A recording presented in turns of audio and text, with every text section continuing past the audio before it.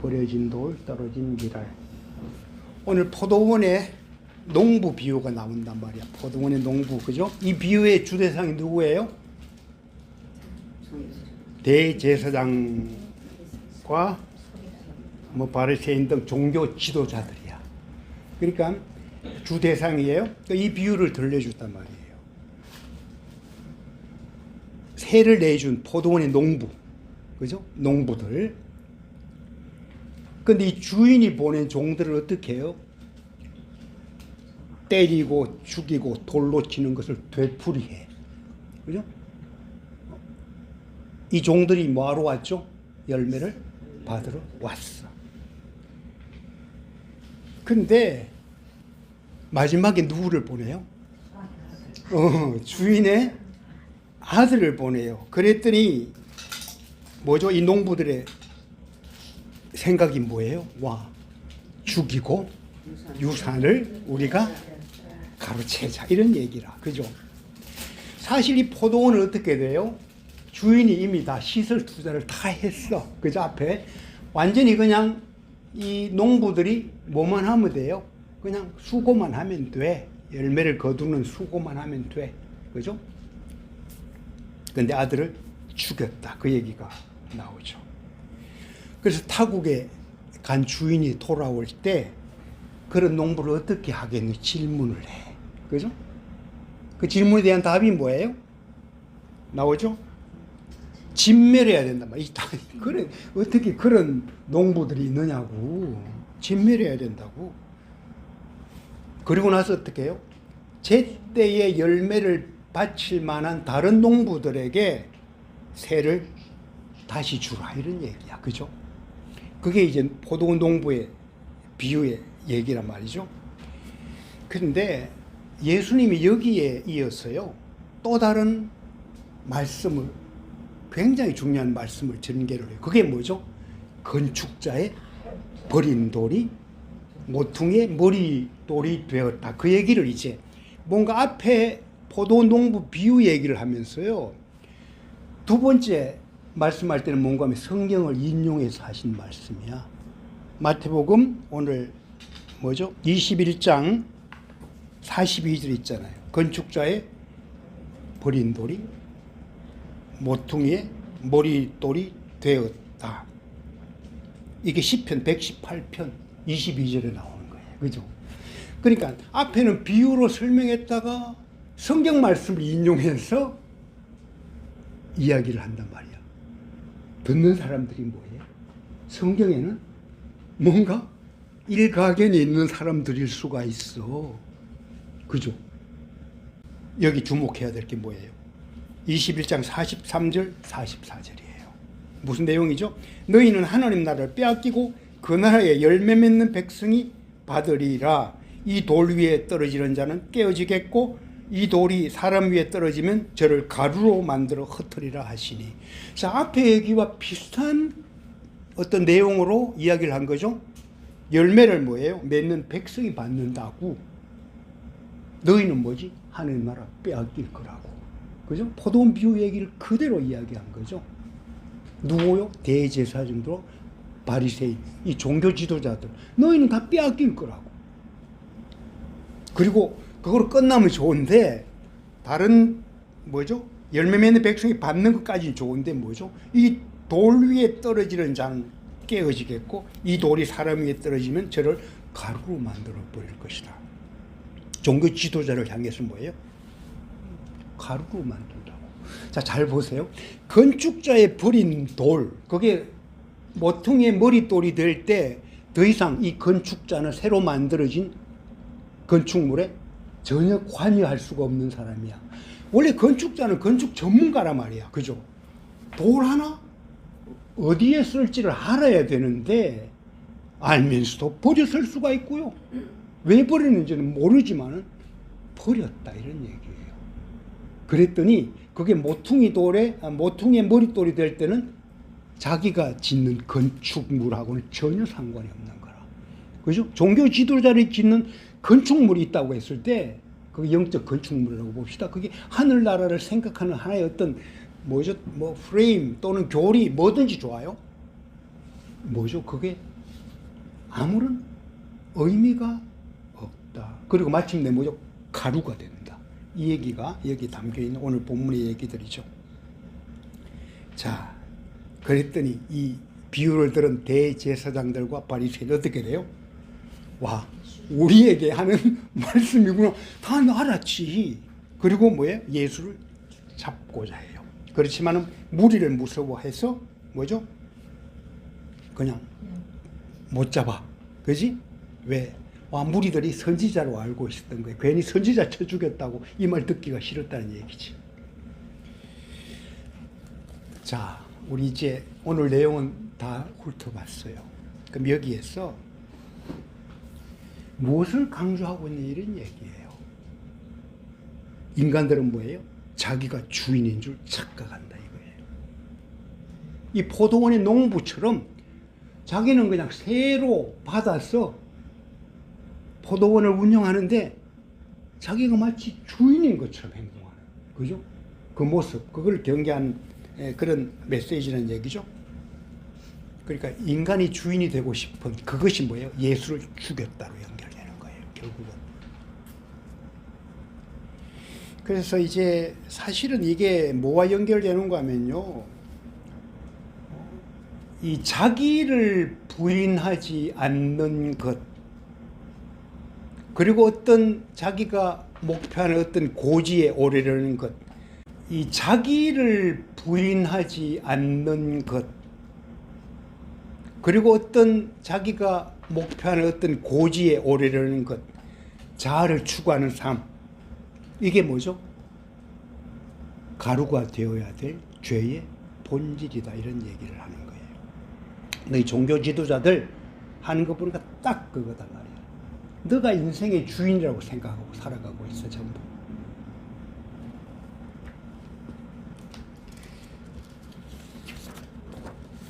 자, 건축자의 버린 돌로 결국은 귀결되는 포도원의 비유, 그 의미가 뭔가, 이걸 이제 좀 깊이 한번 들어가 볼게요. 그러니까 본문의 키포인트는 뭐다? 인간들이 자기가 주인이라는 걸 착각하지 말라, 그 얘기를 하고 있는 거죠. 그러니까 예수님이 예로 든 건축자가 건축하는 그 모델이 뭘까? 바벨탑 같은 거예요. 그죠? 그 바벨탑에는 나만 있으면 돼. 예수는 필요 없어. 그죠? 자기의 에고를 쌓아가지고 높아지는 것, 그걸 이제 상징한다고 할 수 있겠죠? 지난 시간 우리가 번영신학, 인과율, 그러면서 제가 고지론 얘기도 잠깐 했단 말이에요. 고지론. 우리 그 시인과 촌장, 그 하덕규 알죠? 그 목사님이 했던 굉장히 중요한 하나의 그 메시지가 있어요. 제가 한번 읽어볼게요. 성경 호세아서에는 세속적인 가나안 문화를 대표 문화로 받아들이는 모습이 등장합니다. 가장 높은 곳에 올라가 세상에 영향을 미치는 그리스도인이 되는 걸 중요하게 여기는 기독교 고지론과 닮았지요.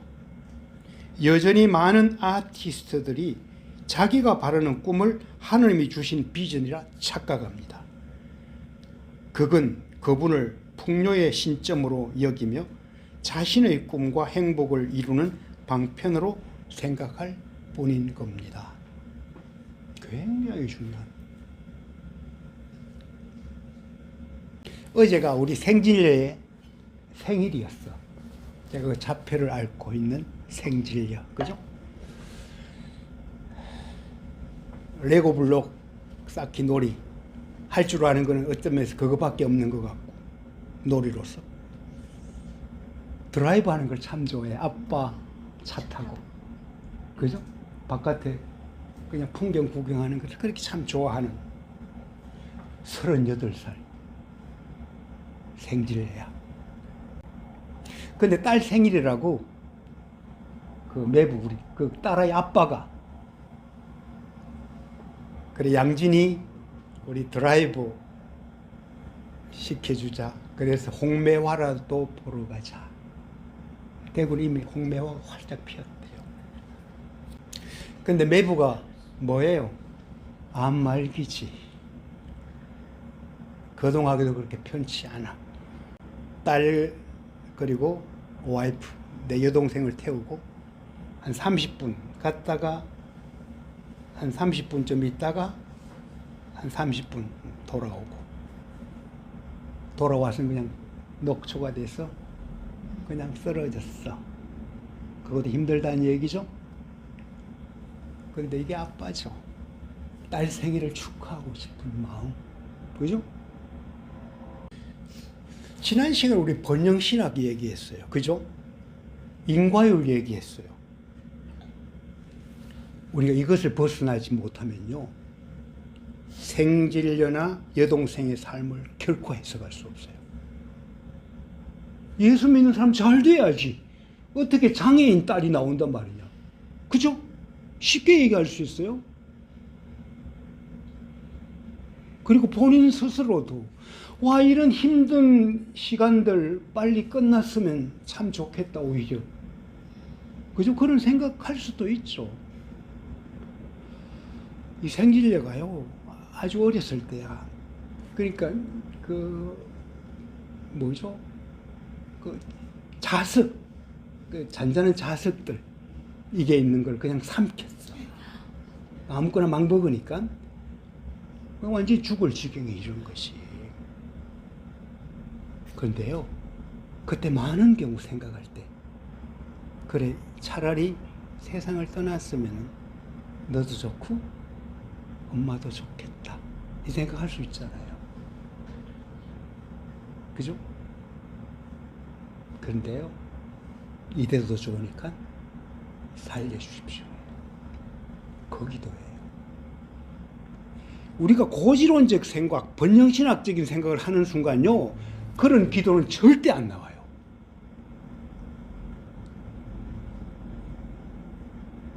내 삶의 모든 것 빌린 거죠? 내 것? 아니죠.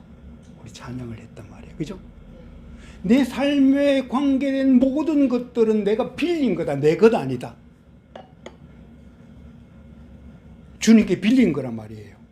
주님이 세준 거란 말이에요. 그죠? 잘 돌보라고 맡겨준 거예요. 여동생이 그 딸아이 38년 동안 바라보면서 와, 저것이 내 것이다 그러는 순간요, 아주 다르게 생각할 수 있죠. 그런데 뭐죠? 주님이 맡긴 거지. 주님이 준 생명이지. 그 생각을 하면요, 견딜 수 있어. 내 것이 아닙니다. 주님 것입니다. 그럼 달라져요. 왜요? 그 딸을 섬기는 것이 뭐예요? 주님을 섬기는 게 되는 거예요. 새로 준 포도원을 잘 섬기는 것, 잘 돌보는 게 뭐예요? 주인을 섬기는 것. 똑같은 얘기예요. 그래서 여동생에게 축하의 전화하고 문자를 보냈습니다. 희보가 양진이를 낳느라 애썼다. 38년 긴 세월 동안 키우느라 더더욱 애썼다. 너의 주님이 맡겨주신 생명을 향한 경외심과 희생적인 사랑의 수고에 경의를 표하며 딸의 생일을 진심으로 축하한다. 저 자신의 얘기를 조금 하고 마무리할게요. 우리는 신앙생활하면서 여러 가지 사역을 담당해. 하나님이 맡겨주셨어. 우리 다비다에게 준 공통된 사역도 있어.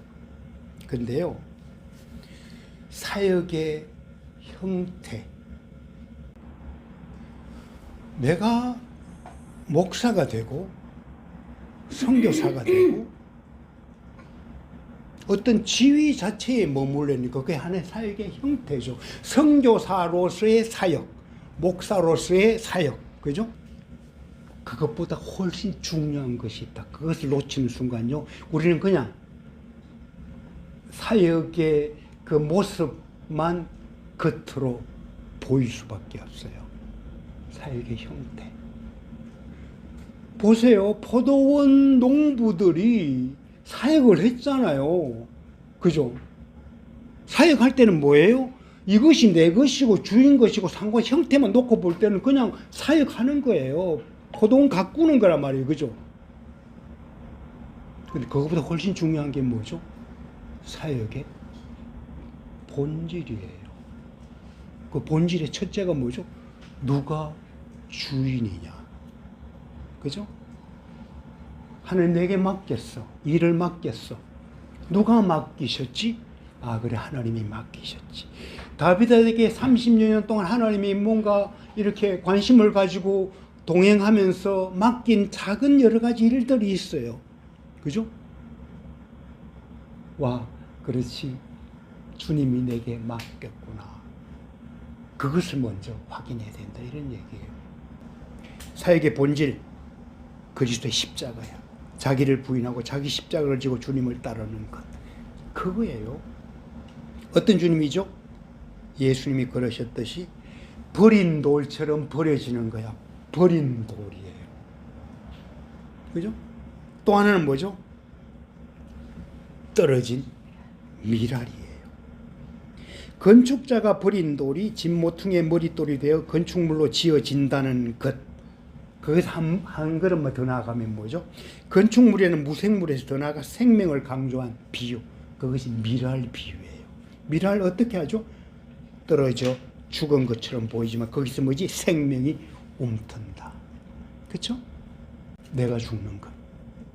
저는 그래서 늘 나는 크리스천입니다. 한 걸음을 가도 예수 향기를 드러내는 크리스천입니다.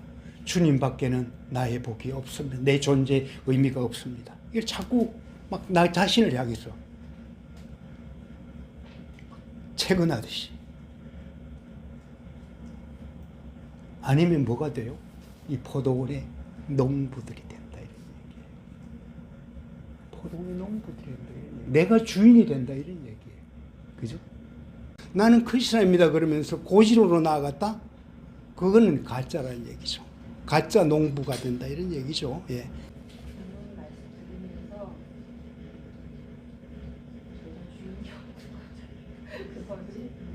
내가 주인이 없네. 아직도 주인이 바꾸지 않았구나. 이거가 되게 인정이 되는 것 같아요.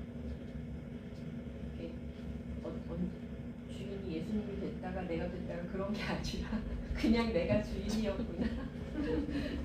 되게 웃긴 일이 있었는데 아침에 성인이랑 그래도 감사하게 이제 걔가 약간 그 말씀 뭐 이런 거 순종을 잘하는 편이잖아요. 그래가지고 성경 말씀 각자 통독하는 것도 저는 녹음은 하지 않지만 이제 신명기를 지금 읽고 있는데 걔도 하고 같이 나누고 이렇게 하는 것처럼 제가 나누고 그다음에 자꾸 제가 제 멋대로 자꾸 이렇게 뭔가를 해요. 근데 나는 예수님의 소유다 이거를 서인아 너도 그렇게 해봐.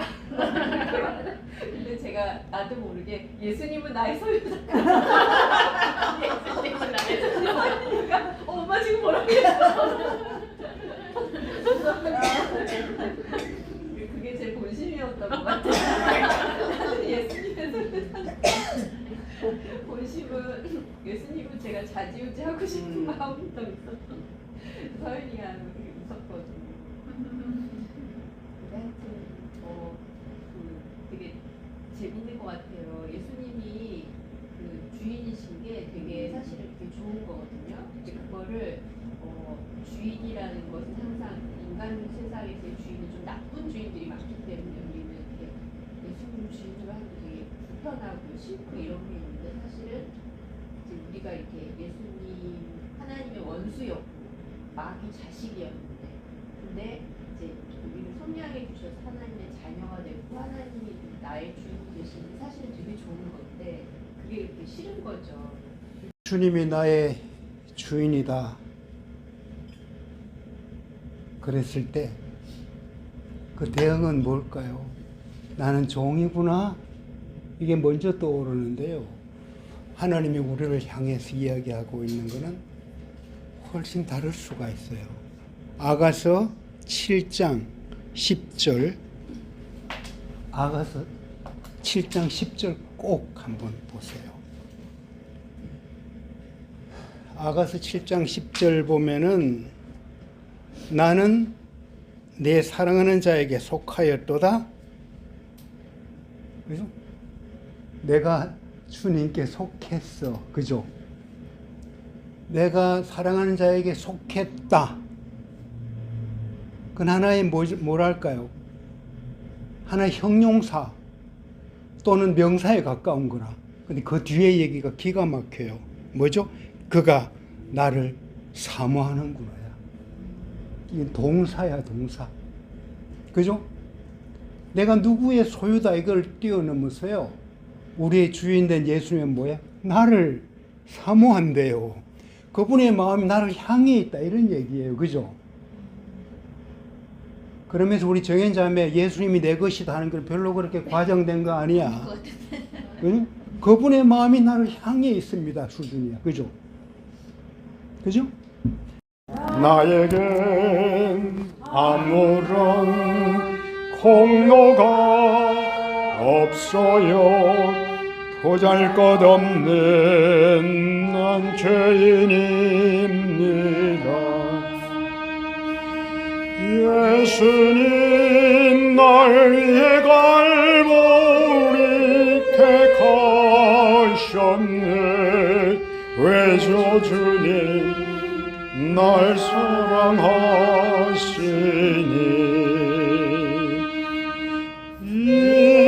잊었던 기억을 생각나게 하사 나의 나된 모든 힘을 알게 하소서. 아시죠 내 인생 자꾸만 잊어요. 편히 주님 늘 알려줘.